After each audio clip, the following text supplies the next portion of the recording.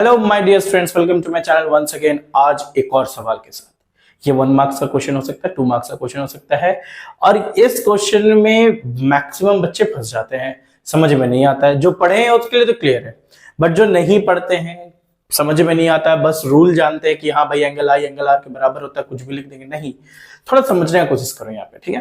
Question में क्या बोलता है, what are the values of I and R, that is angle I stands for angle of incidence and angle are is stands for angle of reflection, not reflection, angle of reflection. Okay, for normal incidence of light, यहीं पे तो सवाल है।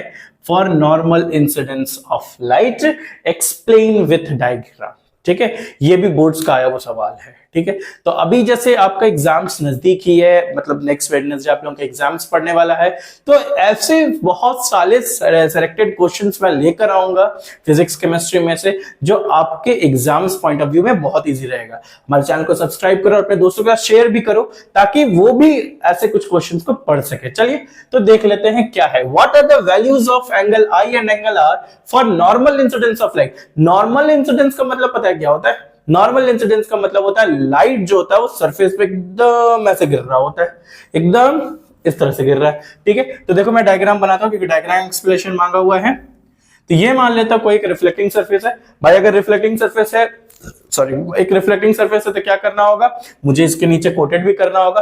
तो मैं यहां पे कर देता हूं कोटेड, कर दिया हमने यहां पे ऐसे कोटेड, ठीक है।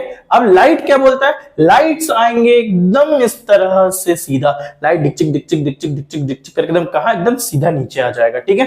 तो देखो लाइट आया कुछ इस तरह से, ठीक है। लाइट आया इस तरह से। क्यों इस तरह से आया भाई? क्योंकि क्वेश्चन ने बोला हुआ है नॉर्मल इंसिडेंस ऑफ लाइट, मतलब लाइट एकदम परपेंडिकुलरली सरफेस पे गिर रहा है। देखो लाइट एकदम परपेंडिकुलरली सरफेस के साथ गिर रहा है, ठीक है। अच्छा मुझे एक बात बताओ, ये तो मैंने एंगल आई मतलब इंसिडेंस रे बना दिया, रिफ्लेक्शन रे कहां जाएगा, रिफ्लेक्टेड रे कैसे जाएगा बताइए, किसी को कुछ आइडिया है तो, ठीक है। हाँ, रिफ्लेक्टेड रे जो है वो उसी पाथ को ट्रेस करते हुए ऊपर चला जाएगा। So this is what reflected ray, ठीक है। क्लियर है? चलो ये मुझे आंसर अभी भी नहीं आया, आंसर पूछ रहा है एंगल आई एंगल आर कितना होगा, ठीक है। देखो angle i angle r equal होगा as per the law of reflection, मगर क्या होगा? अच्छा मैं चलो एक बार लॉ ऑफ रिफ्लेक्शन को देख लेता हूं, ठीक है। ये है मेरा एंगल आई, ये है मेरा इंसिडेंस रे एंड रिफ्लेक्टेड रे, और ये है मान लेते हैं मेरा this is angle I and this is angle R. Okay, तो अब देखो ये जो एंगल है, एंगल ऑफ इंसिडेंस, वो किसके किसके बीच का एंगल है? इंसिडेंस एंगल एंड नॉर्मल, ठीक है। और रिफ्लेक्शन जो रिफ्लेक्शन एंगल है वो किसके किसके बीच का एंगल है?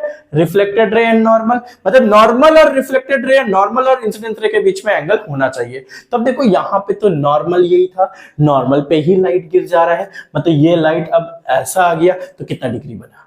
0 डिग्री। कितना डिग्री बना? 0 डिग्री। एंगल आई हो गया 0 degree and as per law angle i is equals to angle r होता है, तो angle are is also 0 degree is the answer. मिल गया अपने को 1 मार्क्स, ठीक है। तो चलिए ऐसे और क्वेश्चन हम लोग देखते हैं नेक्स्ट वीडियो में। तब तक के लिए पढ़ते रहो, चैनल सब्सक्राइब करो जल्द से जल्द और शेयर कर दो, लाइक कर दो, सो करना है कर दो। चलिए मिलते हैं नेक्स्ट क्वेश्चन।